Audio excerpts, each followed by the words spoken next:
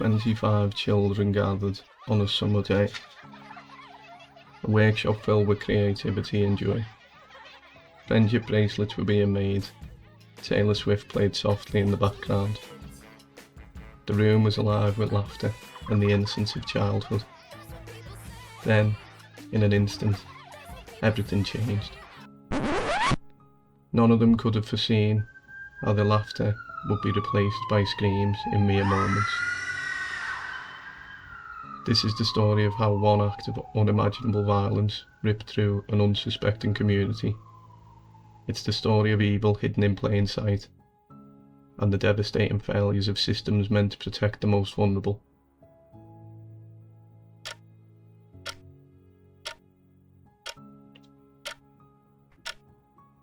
July 29, 2024, a date that will forever be etched in the memory of Southport. This quiet seaside town in Merseyside, known for its tranquility, became the epicentre of a tragedy that shattered the illusion of safety. The Hart Space on Hart Street, a vibrant hub of creativity, was hosting the Taylor Swift Friendship Bracelet Workshop. A themed summer event where children created friendship bracelets while listening to Taylor Swift's music. A place where laughter filled the air, where memories were meant to be made. Instead, it became the scene of an unspeakable atrocity. A place of joy turned into a place of despair. This was the day Southport was changed forever.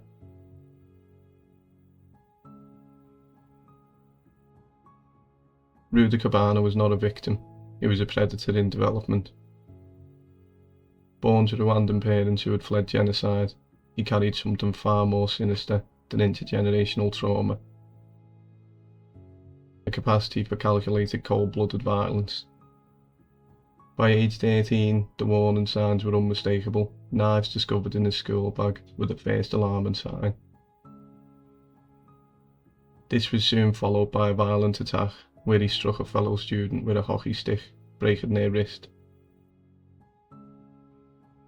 This incident resulted in criminal charges, and he was given a youth justice referral.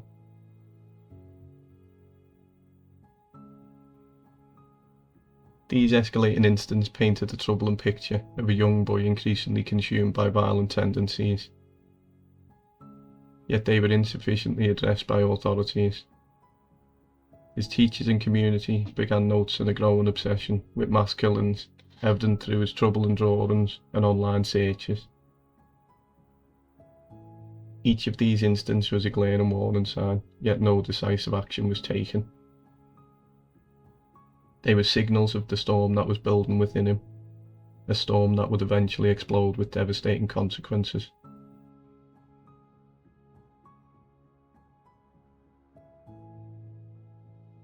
His father, a man who had survived unimaginable horrors of the Rwandan genocide, made a final desperate intervention just 1 week before the attack. On July 22, 2024, Rudakubana ordered a taxi to take him to his former school, Range High School. When the taxi arrived at their home, his father intervened, pleading with the driver not to take him due to fears of what he might do. The taxi left and Rudakubana returned to the house. 1 week, 7 days. The briefest moment between potential prevention and absolute horror.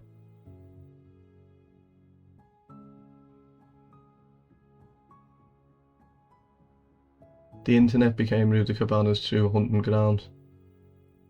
While other teenagers shared memes and music, he navigated the darkest corners of online extremism.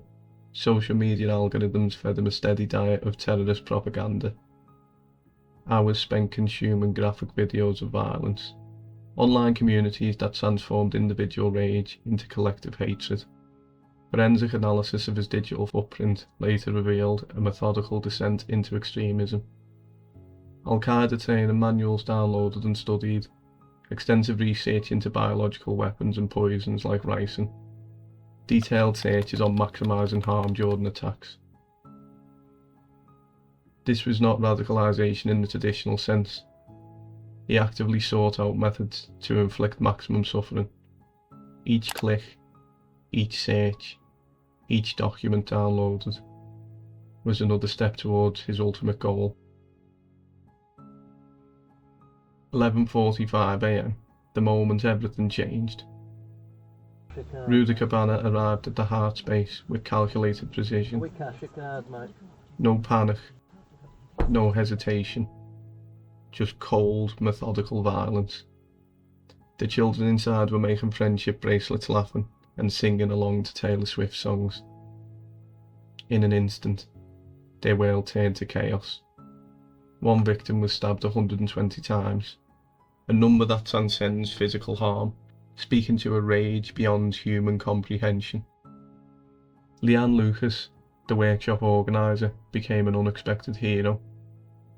Despite being critically injured, she ushered children to safety. Another organiser, Heidi Liddell, locked several children in the toilet. A desperate act of protection that likely saved lives. Jonathan Hayes, a local businessman, heard the screams and ran to confront Rudakubana. He was stabbed in the leg, but managed to distract the attacker long enough for more children to escape. By 11:47 a.m, just 2 minutes after his arrival, the first emergency call reached Merseyside Police. 999, what's your emergency? 2 minutes. An eternity of terror.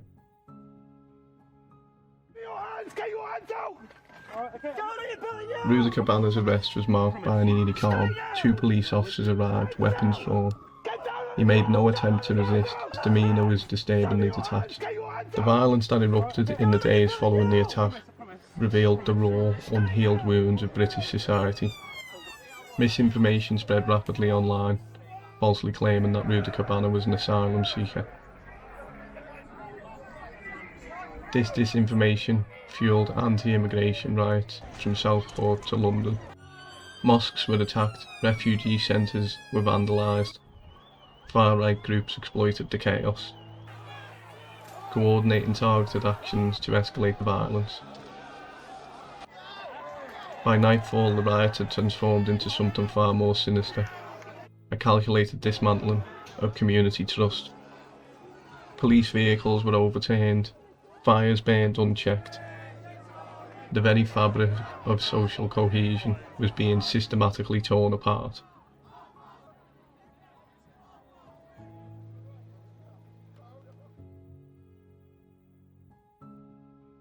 January 20th, 2025, the trial of Rudakubana began. Forensic evidence laid bare the depth of his preparation. Rice and production equipment found under his bed, Al-Qaeda training manuals downloaded and studied, search histories documenting an obsession with mass killings. Psychiatric evaluations demolished any claims of diminished responsibility. He was coldly rational, entirely deliberate. Victim impact statements tore through the courtroom. "You stole not just lives," one mother said, "but every future, every dream, every breath those children would have taken." A father's words echoed through the chambers. "You murdered childhood itself. You destroyed hopes, futures, entire worlds of possibility." The judge's sentencing was unequivocal. This was an act of pure premeditated evil, a calculated predatory attack on the most innocent and vulnerable members of our society. Rudakubana was sentenced to life imprisonment with a minimum term of 52 years. He will likely die behind bars, never experiencing freedom again.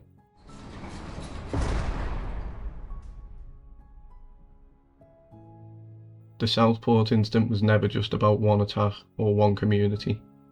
It was a seismic event that shook the entire United Kingdom to its core, revealing deep fractures in societal structures that had long been ignored. In the aftermath, a remarkable human response emerged. Taylor Swift fans raised over £300,000 for the victims and their families. Local communities organised support groups and memorial events. Schools implemented new safety protocols. The Prime Minister, the King, and the Prince and Princess of Wales visited Southport to pay their respects, joining a grieving community in honouring those lost. But money and memorials can never fully heal the wound. Every child who entered the classroom felt different. Every parent who dropped their child at a workshop carried a new, invisible weight. The sense of safety, that fundamental belief that children are protected, had been irreparably shattered. The Hart Space workshop became more than a crime scene. It became a symbol of national vulnerability, a testament to the monsters we create when we look away, when we ignore warning signs, when we prioritise bureaucratic convenience over human life. This was not just an attack on 25 children, this was an attack on the very idea of childhood, on innocence, on the promise we make to our most vulnerable that they will be safe. The children of the Hart Space workshop, those who survived and those who were lost, became unwilling prophets. Their story is a stark warning that protecting the vulnerable requires more than good intentions. It demands uncompromising vigilance. It demands systematic intervention. It demands that we never look away again. A nation mourned, a nation changed, and in that change, perhaps, lay the only hopes of preventing the next Rudakubana.